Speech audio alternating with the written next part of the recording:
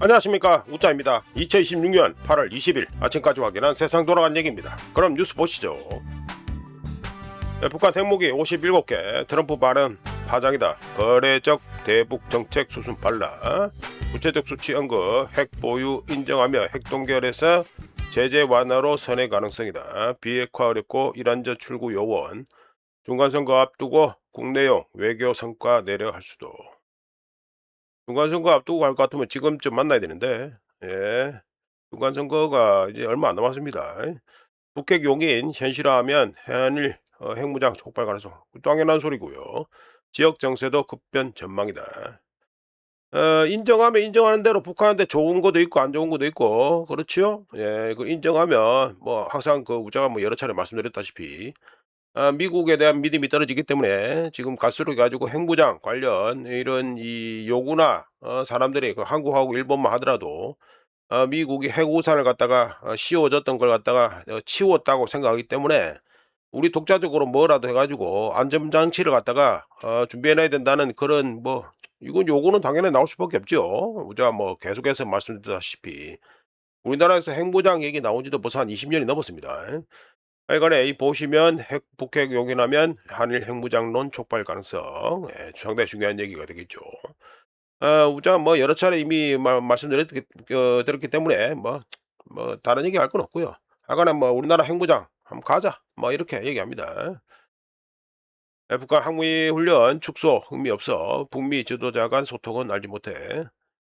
여정이 나와서 떠들었네. 미국은 국가안전 최대 위협, 한국은 핵잠 도입으로 적대성, 정체성 핵잠 도입 같은 소리 하고 앉아있네. 진짜 씨. 북미 지도자 관계는 훌륭하다. 이거 살짝 뭐 만들어 놓네. 북미 정상 외교 가능성은 열어두려는 의도인 듯. 우크라이나전 북한군 추가 파병설 사실무구이다. 북러 협력은 합법적 영역 주장도.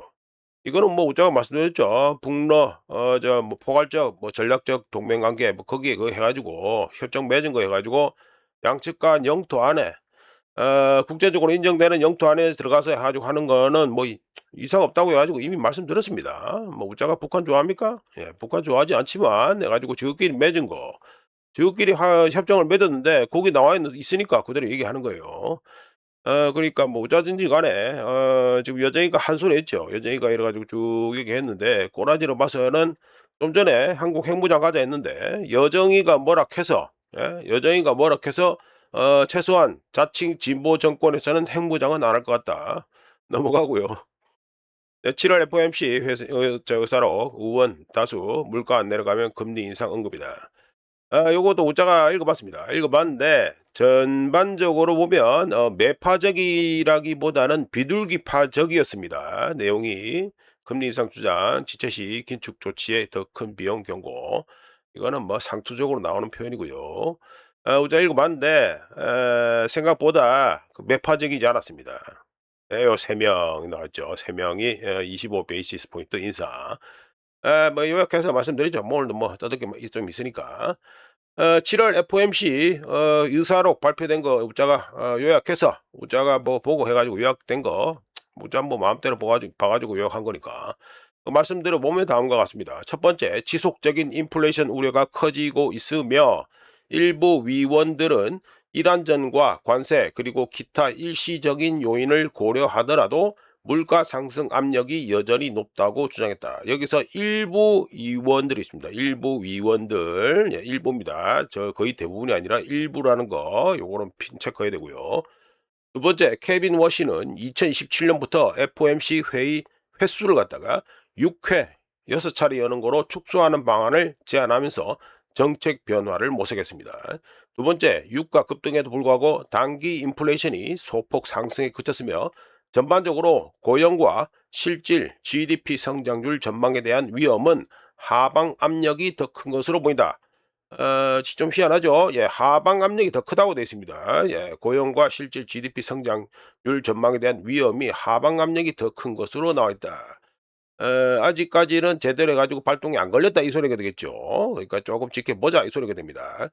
금융 여건이 긴축되었는데 이는 강력한 경제 성장과 FOMC 그러니까 이거 회의 연거 이거 여기서 조금 더 조만간 더 긴축적인 정책 기조를 채택할 것이라는 시장의 기대가 반영된 것이다. 그래서 금융 여건이 긴축되었다. 이렇게 얘기하고 있습니다.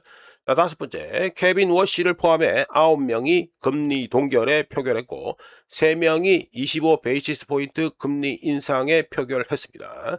좀 전에 뭐 연합지라시 뉴스에 나왔다시피 그래서 종합해 보면 결과적으로는요 예상보다 매파가 아니라 비둘기파적인 이 회의였다. 예, 회의 내용이다. 이렇게 우적견적으로 평가하고요. 7월 FOMC 미팅이 나온 후에 경제 데이터들이 또 쏟아져 나왔었지요. 예, 그 데이터들은 또 어떻습니까? 9월 패드의 금리 인상을 갖다가 뭐 기대를 갖다가 난망하게 만드는 그런 경제 데이터들이 나왔죠. 계속해서.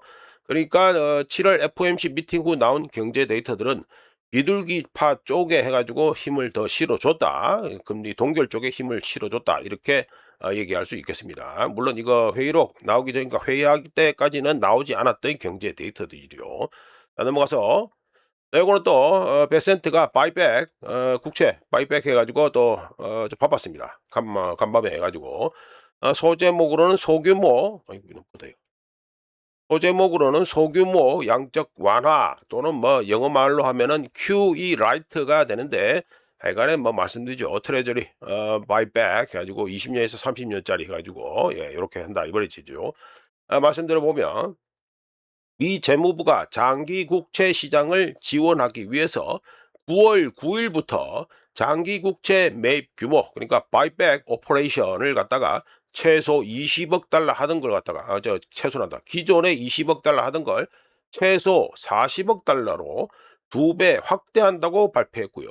이번 매입은 10년 만기부터 30년 만기까지의 국채를 대상으로 하며 장기물에 추가적인 유동성을 공급하기 위한 조치라고 했습니다. 이른바 미국에서는 QE 라이트라고 불리는 이번 조치는 30년 만기 국채 수익률이 이번 주에 2007년 이후 최고치를 경신하면서 커브, 국채 수익률 곡선이죠. 여기에서의 이 끝단, 롱 엔드, 그러니까 장기물이죠. 장기물에 대한 압력이 커지고 있음을 보여주는 가운데 이번 조치가 나왔는데 발표 이후에 30년 만기 국채, 미국 국채 수익률은 최대 마이너스 9 베이시스 포인트 하락한 5.19%. 그리고 2년하고 30년짜리 둘 간의 차이 스프레드는 마이너스 7 베이시스 포인트로 평탄화되었습니다.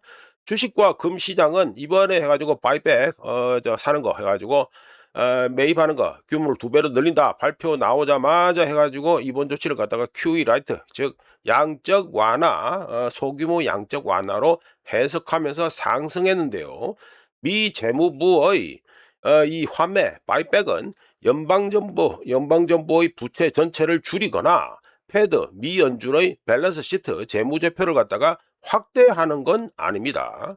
미국 부채 위기가 통제 불능 상태로 치닫고 있는 상황에서 미 재무부가 적극적으로 개입하고 있다 이렇게 평가할 수 있고요. 참고로 국채 바이백 규모 2배 늘리기는 정부의 과도한 국채 발행을 없애거나 재정 프리미엄을 없애거나 유가 상승을 해소하거나 AI 붐을 뒷받침하는 막대한 자금 조달 수요를 해결하지 못하지요. 예, 못합니다. 이 국채 바이백 규모 2배로 늘려봤자 미 재무부의 국채 매입은 워싱턴이 장기 국채 시장의 과도한 불안정화를 원하지 않는다는 신호를 시장에 보내는 역할을 했습니다. 즉 줄여서 말씀드리면 베센트의 이번 조치 바이백 2배로 늘리기 이번 조치는 주식판을 포함해 전체 시장에다가 이 고통의 한계점이 어디라는 거 고통의 한계점이 어디에 있다라는 걸 갖다가 알려줬다. 이게 되고 이제부터 모든 거래는 이 한계점 이번에 이제 개입이라 할 수 있겠지 뭐. 하여간 이번 이 조치가 나온 이 기준점에서부터 모든 거래가 시작되게 된다. 이렇게 보시면 됩니다. 어제 말씀드렸다시피 국채 시장, 이 채권 시장이 계속해서 적골이 된다 하면요. 주식 시장에 좋은 거는 없다는 거, 이거는 분명히 알고 계셔야 됩니다. 그러니까 구원투수로 등장했다 이 소리가 되겠죠. 자, 넘어가고. 중간 선거다 보니까 뭐 여러 가지 하는 것 같습니다. 보니까. 예. 예. 자 금덩이 보시죠. 그러니까 우자가 원래 이거부터 얘기하는데 이거부터 얘기 안 하고 FOMC 7월 FOMC 그 회의로 가고 그리고 100센트의 그 바이백 2배로 늘리기 얘기를부터 먼저 한 거는 왜 그러냐? 예, 금덩이가 이렇게 튄 거를 갖다가 이해해 드리기 위해서 설명해 드리기 위해서 우자가 앞에 몰아서 두 개를 했습니다. 저 뭐야? 7월 FOMC 회의로 가고 그리고 100센트의 바이백 2배 늘리기 덕분에 금덩이는 4.33% 많이 상승해서 1온스에 4,522.81달러가 됐습니다. 시원하게 202평선 돌파했고요. 이거는 뭐 이 정도로 튀면은 뭐 하루짜리 저항선 지지선은 뭐 볼 필요가 없는 거 되겠죠. 자 넘어가고.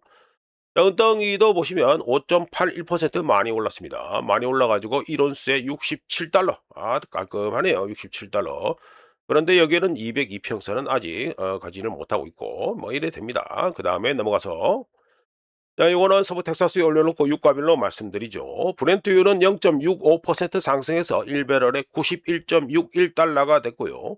서부 텍사스유는 0.95% 상승해서 1배럴에 85.75달러가 됐습니다. 기울기가 상당히 마음에 듭니다. 무작위 쪽으로.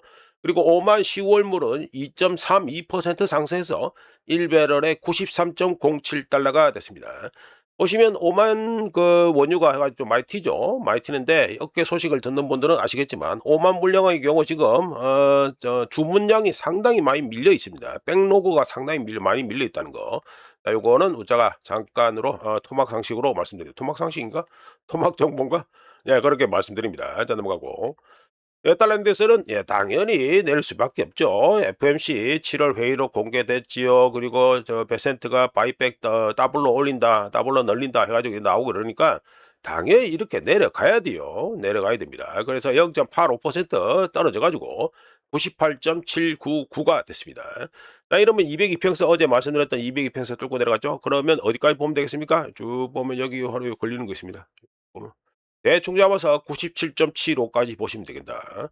97.75까지는 이제 걸리는 게 없습니다. 걸리는 게 이제 없습니다. 그러니까 97.75까지는 봐도 된다. 이렇게 우자가 말씀드리겠습니다. 그러니까 지금 달러 약세가 계속해서 이어지고 있다라고 보시면 되겠죠. 공교롭게도 이거 중간선거 앞두고 계속 이렇게 저 뭐가 일거리가 자꾸이나 터지고 있다는 거 이거는 잘 관심 있게 지켜보시면 되겠습니다. 하여간 이런 짓을 잘해요.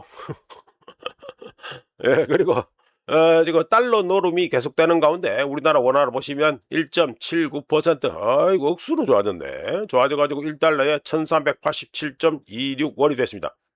드디어 1410원 깨고 시원하게 깨고 가지고 1385 주가 내려갔다 이게 되네요. 물론 이래봤자 우짜 기준에선 달러 인덱스 기준에서 최소 200원 이상 싼 겁니다. 똥값이 되어 있는 겁니다. 뭐 이거 보고 뭐 좋다고 박수치고 이러면 안 되는 거예요. 하여간에 뭐 달러 인덱스 계산하실 것 같으면은 이거 원화가 좀 더 내려가야 되는데 이게 또 얼마나 내려갈런지 뭐 지켜봅시다. 뭐 우짜계 쪽으로는 지금 이 환율로는 정말 성이 안 차는 거예요. 우짜계 쪽으로는. 우자가 샀던 게 지금 1,300원 초, 뭐 1원, 2원, 1,301원, 2원이니까 뭐 우자 계속은 아직 그 여유가 있습니다만. 하여간에 지금 이 환율로는요, 지금 달러 인덱스 기준으로 하면 진짜 말도 안 되는 이 환율입니다. 하여간 좀 잘 되길 바라는데, 넘어가고. 자, 에나 보시면 0.95% 좋아져가지고 1달러에 158.12엔입니다. 예, 그러니까 우리나라 원화 차트가 이상한 거고요. 엔화 차트가 맞습니다. 이게 달러 인덱스하고 거의 비슷한 뭐 움직임을 보여주는 게 이게 엔화 차트입니다. 엔화는 해가지고 1달러에 158.12엔. 그 쇼가라는데 158.12엔 밖에 안 된다. 이거 밖에 안 떨어졌다. 이게 되겠죠. 관련해서 8월 19일 어제 해가지고 52주 만기 그러니까 1년짜리죠. 1년짜리 미국이란다. 일본 국채 옥션이 있었는데 지난 세션 때 1.2066% 1.2066%에서 22.7 베이시스 포인트나 상승한 1.4332%가 됐습니다. 좀 많이 올랐죠? 예, 수익률이 많이 올랐습니다. 자, 넘어가고요. 자, 요거는 또 해가지고 미국의 디젤 정제 마진이 드디어 100달러를 갖다가 돌파했다 해가지고 말씀을 드립니다. 예, 뭐 차트는 뭐 스마트폰으로 보다 보니까 이런데 뭐 어쩔 수 없습니다. 뭐 보여지는 게 이게 또 시원하게 보이지기도 하더라고요. 또 세로 세우니까. 하여간에 미국의 디젤 크랙 스프레드, 즉 원화란다. 원유와 디젤 연료 간의 수익 마진, 이걸 크랙 스프레드로 하는데, 수익 마진이 1배럴에 102.20달러로 올타임 하이를 기록했습니다. 미국의 디젤 재고는 YTD, 이어 투 데이트, 그러니까 1월 1일부터 이 발표하는 시점까지 해가지고 1996년 이후 최저 수준을 현재 보이고 있고요. 전 세계 정제 생산량은, 그러니까 뭐 증류유, 디젤, 뭐 항공유 이런 거 말하는 거죠. 휘발유 포함해서. 이런 정제 생산량은 우크라이나 전과 이란전 때문에 2025년 작년 대비 하루 평균 500만 배럴이나 감소한 상태고요. 게다가 러시아는 디젤 수출을 갖다가 내년 1월까지 금지하는 걸로 연장했습니다. 이런 가운데 이 북반구, 우리가 살고 있는 이 북반구는 이제 여름을 지나서 가을로 들어가고 있죠. 즉 수학기. 농부들에게 디젤이 가장 필요한 시기가 되고 있고요. 대부분의 사람들은 원유 가격만 보고 있는데, 경제를 움직이는 연료는 웃자가 계속 말씀드렸죠. 디젤입니다. 디젤. 집 나르는 트럭부터 시작해서 우리 택배 받는 데 쓰는 이 택배 나르는 차량부터 해가지고 밀이나 쌀 수확하는 트랙터, 그리고 물건 싣고 바다를 벌벌벌 돌아다니는 배들, 그 모두 다 사실상 디젤로 움직입니다. 트럭 운송 요금에서 디젤 가격이 대략 46%를 차지하는 것으로 분석되는 가운데, 디젤 가격이 폭등하면 당연히 뭐가 따라 올라갑니까? 운송비가 따라 올라가고, 몇 달 뒤에 또 무슨 일이 발생하죠? 우리가 사는 시장가 사는 거, 즉 장바구니 물가에 그대로 반영되게 됩니다. 참고로 소비자 물가보다 생산자 물가가 미국에서 지금 현재 더 높지요? 이거는 뭘 뜻하는 거지요? 장바구니 물가 폭등이 이미 확정되어서 우리 또는 당신한테 다가오고 있다는 걸 갖다가 의미하는 게 바로 소비자 물가보다 생산자 물가가 더 높다, 이걸 해석하는 방법이 되겠습니다. 자, 넘어가고요. 넘어가라. 예, 코스피 어제 또 내렸죠. 예, 그 내렸으니까 또 얘기해야 됩니다. 이 이미지가 오늘 왜 이래 이거. 네, 코스피 또 내렸습니다. 내렸으니까 또 내게 있죠. 코스피 다시 약세장인가? 다시 말씀드립니다. 8월 19일 어제 코스피는 장 초반 마이너스 6.4%까지 하락 또는 폭락하면서 매도 사이드카가 발동되었고, 5.85%, 마이너스 5.8%, 5.8% 여기 적어놨죠? 이거 안 적어놨나 이거? 이거는 무조건 연중으로 해서 그렇구나. 그러니까 어제 마이너스 5.8%로 장 마감했습니다. 삼성전자는 어제 마이너스 7.82% 하락했고 폭락했고, SK하이닉스는 마이너스 9.75% 하락 또는 폭락했으면서 지수 하락을 주도했습니다. 항상 그렇다시피 6월 고점 대비해서 지금 얼마나 떨어졌습니까? 29%. 그냥 폭락이죠? 예, 폭락입니다.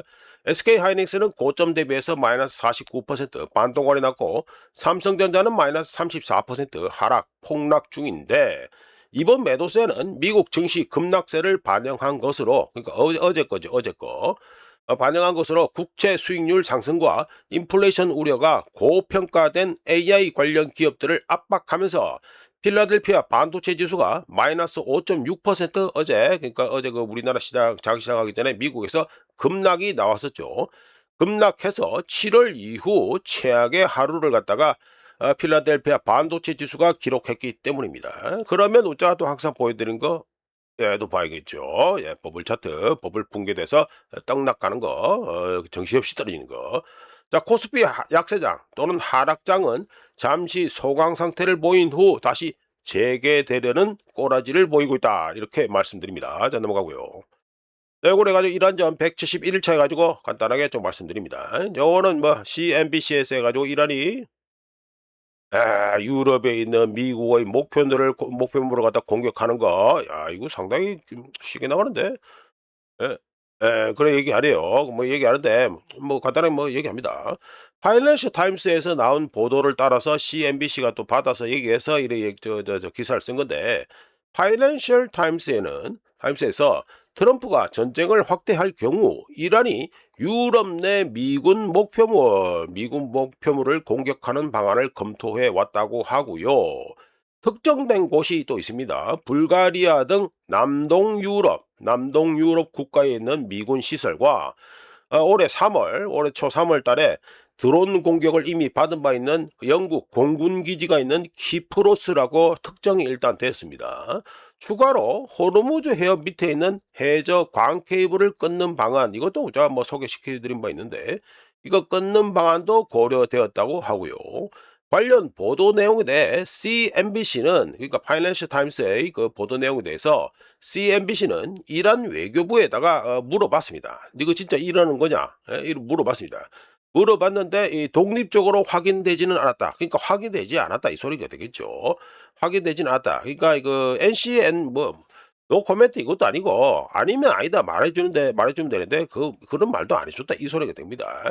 자, 확인을 일단 못했다고 하는데 러시아도 아직 안 하는 짓을 갖다가 이란이 지금 뭐 주거들이 부인을 안 했으니까 모르는 거죠. 그러니까 러시아도 아직 안 하는 짓을 갖다가 이란이 유럽에 있는 미군 목표물을 공격하겠다. 화이트 러시아도 안 하는 짓을 갖다가 하겠다라고 말이씩 나왔는데 전혀 부인을 안 하고 있다. 상당히 시게 나가고 있다. 이렇게 말씀드립니다. 네, 넘어가고. 요걸 해가지고 장기 국채 수익률이 상승하고 있다 해가지고 말씀드리죠. 30년 만기 미 국채 수익률이 8월 18일에 2 베이시스 포인트 상승해서, 그러니까 미국 거 말하는 거죠. 5.33%를 기록하면서, 뭐 물론 뭐 올려가지고 베세트 나와가지고 소방수 역할을 했습니다만, 이거 8월 18일 기준으로 하면은 5.33%를 기록하면서 2007년 이후 최고치 또는 22년 만에 두 번째로 높은 수준에 도달한 후 미국 증시는 하락세를 보였고요. 그리고 미국 저 30년물, 그러니까 30년 만기 미국채 수익률, 이거 수익률 상승세는 30년 만기 프랑스 국채 수익률, 뭐 일본, 영국, 미국, 영국, 독일 이런 거 있죠. 프랑스 거는 여기서 아래 얘기 안 하고 있는데, 프랑스의 30년 만기 국채 수익률이 2008년 이후 최고치를 기록했고요.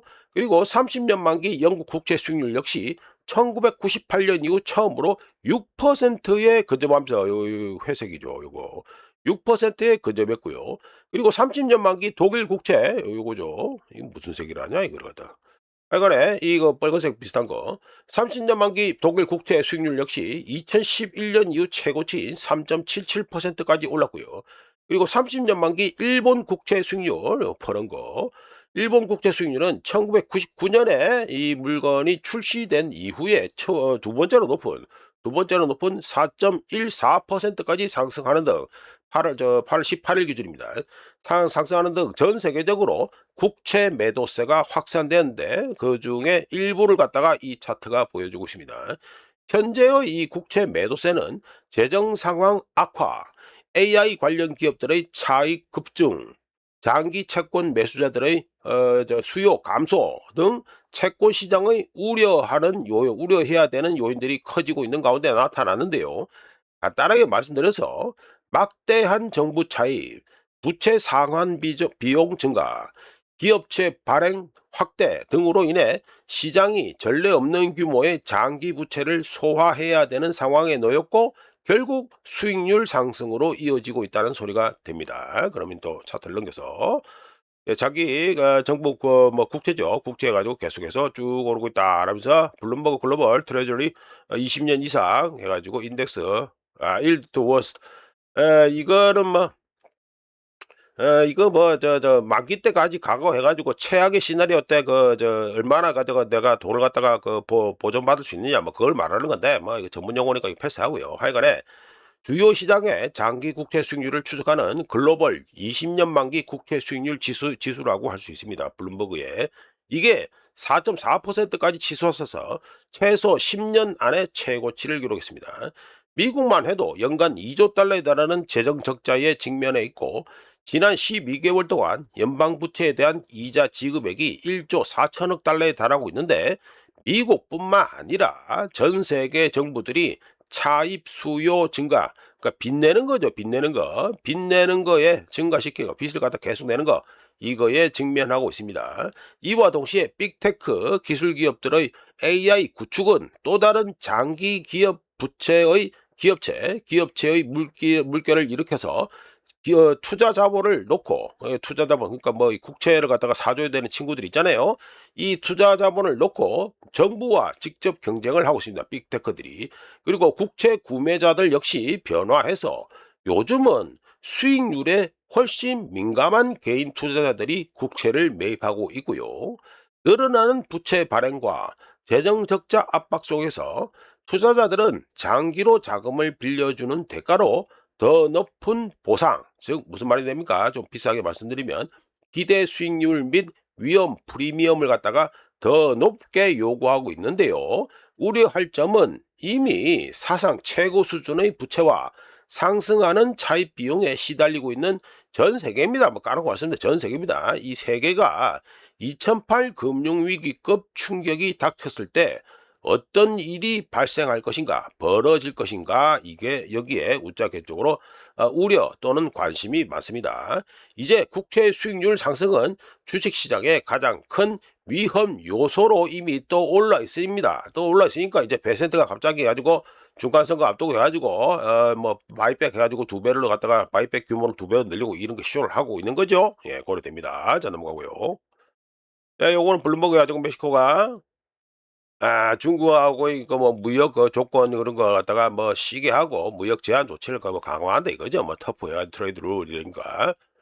미국하고 뭐 대화하고 어쩌고 저쩌고 하는 사이에 그런다 이 말이 있는데 간단하게 말씀드립니다. 멕시코가 중국을 비롯한 일부 국가의 특정 제품에 대한 무역 제한 조치를 강화하고 다른 제품에 대해서는 기존 수입 관세를 인상하는 방안을 검토 중이라고 멕시코 정부 관계자가 밝혔습니다.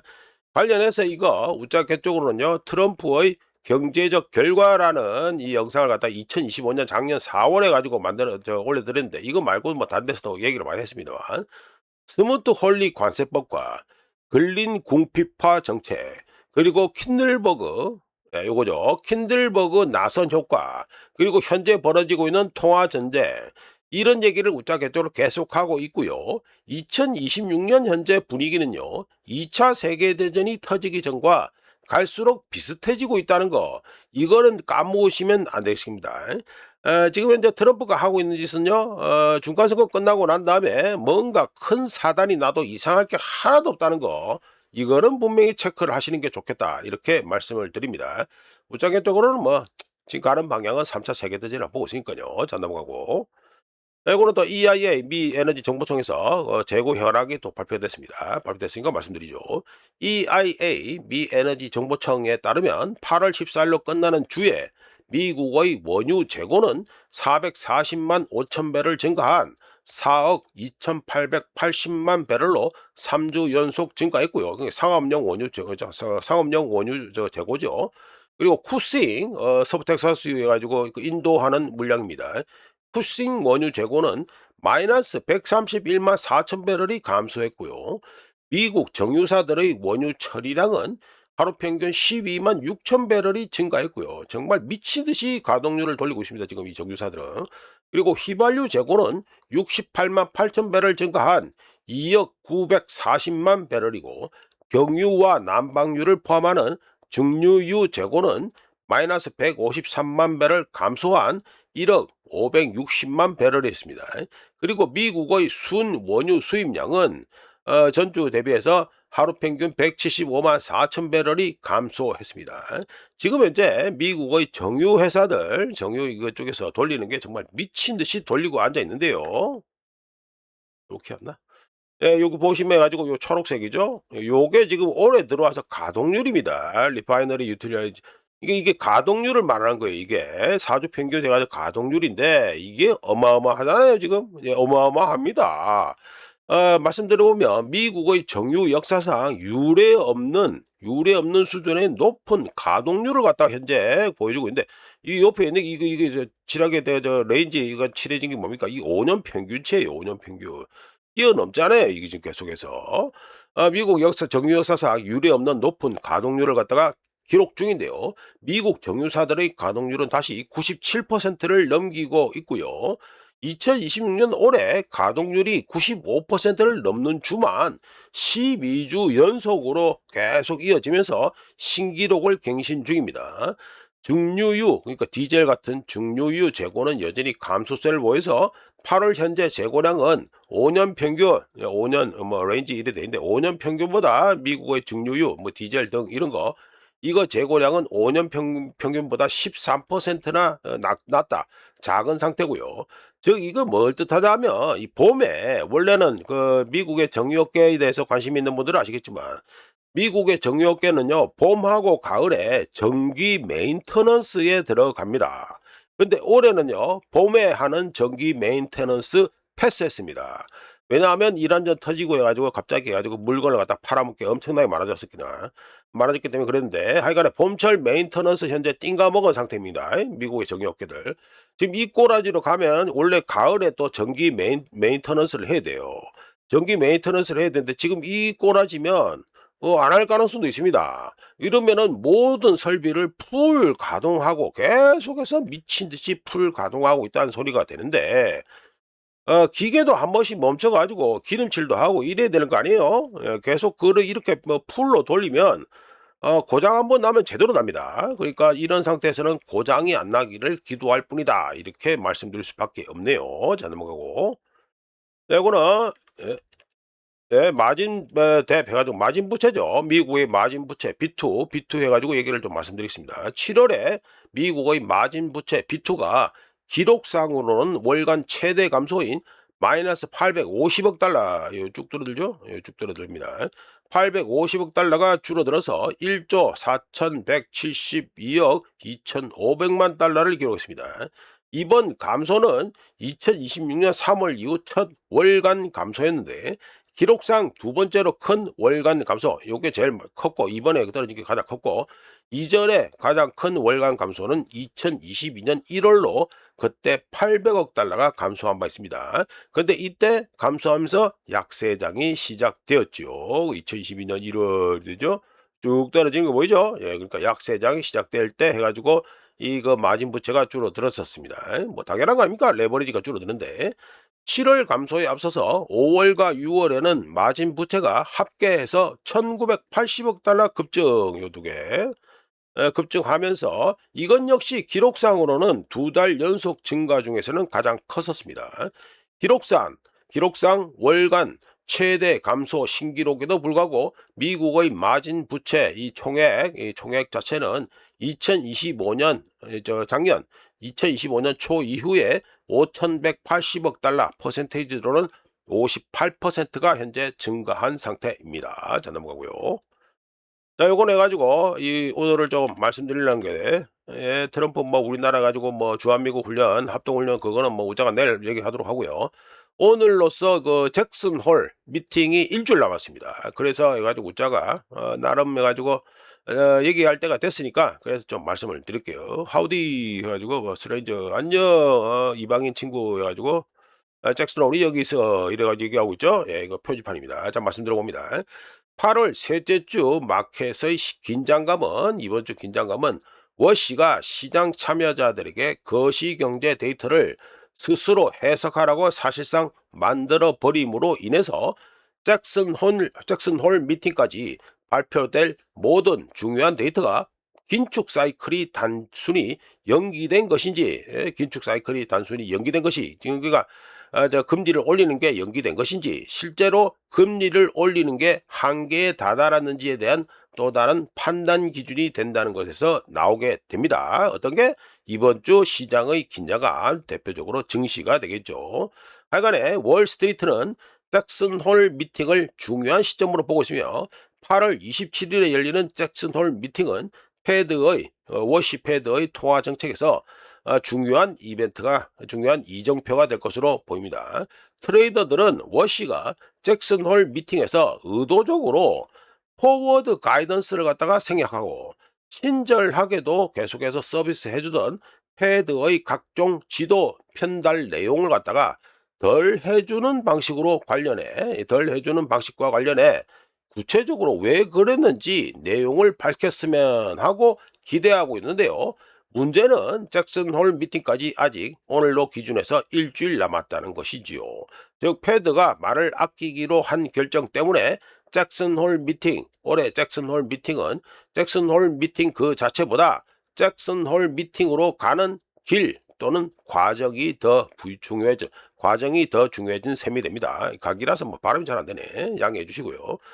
8월 셋째 주까지 시장은 점점 더 좁아지는 바늘 구멍을 아슬아슬하게 통과해 와서 고용지표의 약화, 비교적 안정적인 물가 상승률, 그리고 7월 소매 판매 부진은 9월 금리 인상에 대한 기대감을 크게 떨어뜨렸지요. 하지만 불확실성으로 인해 어떤 불확실성? 워시가 포워드 가이던스 안 하고 이런다 해가지고 그 자체가 불확실성이 되었죠. 이거로 인해서 트레이더들은 긴축 사이클, 즉 금리 인상 자체를 완전히 포기하지는 않았습니다. 한편 미국 기업들은 패드 미 연준을 더 이상 관심 두지 않는 듯 투자자들을 안심시키는 데 집중하고 있는데 기업 실적은 견조했고요. 향후 전망도 대체로 유지되었으며 AI 인프라 부문, 반도체, 네트워킹, 그리고 뭐 또 여러 가지죠. 클라우드, 데이터 센터, 그리고 발전, 전력 생산 등 관련 산업 전반에 막대한 투자를 쏟아붓고 있고요. 그런 기업들, AI 기업들의 실적 호조는 주식시장을 든든하게 지탱하는 강력한 완충 장치를 만들어냈고, 지금까지는 투자자들이 매도에 나서지 않도록 거시경제 변동성을 충분히 흡수해 왔습니다. 기업들 자체가. 하지만 기업들의 이 실적은 갈수록 점점 더 무거운 짐을 짊어져야 되는 상황에 놓여 있다는 애로사항도 점점 커지고 있는 주의고요. 한편 장기 국채 수익률은 9월 패드의 금리 결정과 관련해서 안도감을 제공하지 못하고 있고, 덕분에 베센트가 바이백을 갖다가 2배로 늘린다고 했죠. 못하고 있고, 주택담보대출 금리는 여전히 높은 수준이고, 소비자들, 미국 소비자들, 우리나라 소비자들 주의를 기울여야 할 만큼 경고 신호를 갖다가 열어 보내고 있습니다. 지금 소비도 줄고 이래 되잖아요. 있으며 유가는 다시 1배럴에 90달러, 서부 텍사스 기준으로 90달러에 근접하면서 추가 상승 시 미국 가계들이 대출 비용에 더욱 민감해지는 시점에 추가 부담을 안길 가능성이 있다는 아주 좀 곤란한 문제가 좀 있습니다. 자, 이런 까닭에 이번 2026 잭슨홀 미팅에서 워시가 뭘 떠들지를 미리 예측하기보다는 발표되는 데이터들이 현재의 골디락스, 이거죠, 골디락스. 예, 이거 just right 돼가지고 아주 적당히 괜찮은 거, 이걸 말하는 겁니다. 현재 발표되는 데이터들이 현재의 골디락스 가설을 유지하면서 주식시장이 그 시점에 도달할 수 있도록 허용하는지 여부를 지켜보는데 더 많은 시간을 할애하는 것이 좋아 보입니다. 간단하게 예상을 해보면 소비 심리가 유지되고 유가가 안정되고 인플레이션이 계속 완화되고 장기금리가 마침내 안정세를 보인다면 주식시장 상승세는 잭슨홀 미팅이 열릴 때까지 이어질 것으로 예상되고요. 일부에서는 패드 미 연준이 떠먹여주지 못하면 거시경제 데이터 분석도 못하는 전문가들이 많다고 우스갯소리를 하고 있는데, 어쩌든지 간에 전문가라면은 자신의 실력을 좀 보여줘야 될 때가 되었다, 이렇게 우짜갯쪽으로 봅니다. 아까 사견을 좀 넣어서 말씀드려봅니다.